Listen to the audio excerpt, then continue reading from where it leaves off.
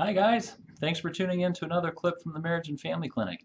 Today's topic we're going to be talking about is what if I never want sex?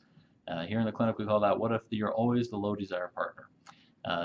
You can imagine this is a strain that comes up quite often in relationships. If you're not having the sex life you want to have, it does put a strain in your relationship. So we see this quite a bit here in our clinic. Tip number one that we always tell people to do first and foremost is to go get a good medical checkup. There's a lot of medical reasons that can be causing your low sex drive. For example, if you have low testosterone, there's certain medications that have side effects of low sexual desire, and then certain birth controls can also cause low sex drive too. And there's a number of other medical things that can also cause a low sex drive. So first and foremost is go get a good medical checkup from a medical doctor and make sure there's no medical reasons behind why you're having a low sex drive. Number two is to remember that sometimes sexual desire, is reactive and not spontaneous.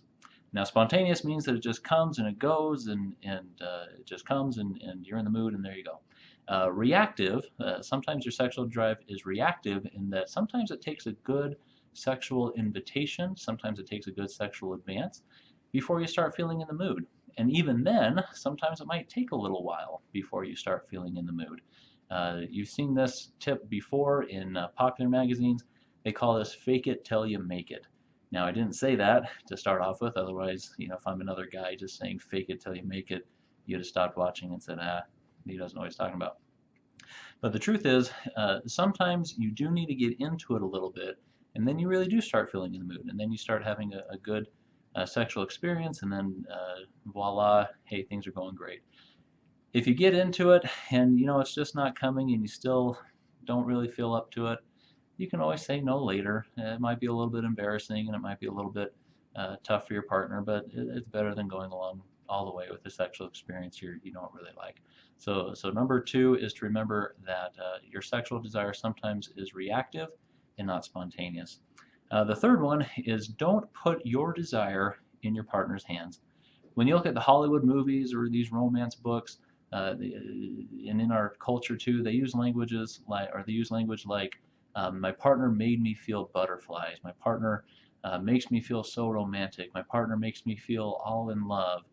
And the language of that assumes that it's your partner who's the one who's giving you these butterflies.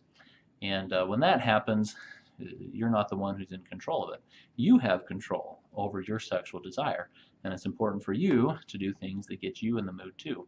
One of my favorite homeworks that I'll give couples is to go home sometime this week, plan a night to have sex. Now, whether they actually do it or not, I'm actually not all that interested in. I'm most interested in how did they gear up for it. Did they just come home one night and say, we have to get our homework done, let's do it? Or do they send their partner sweet texts?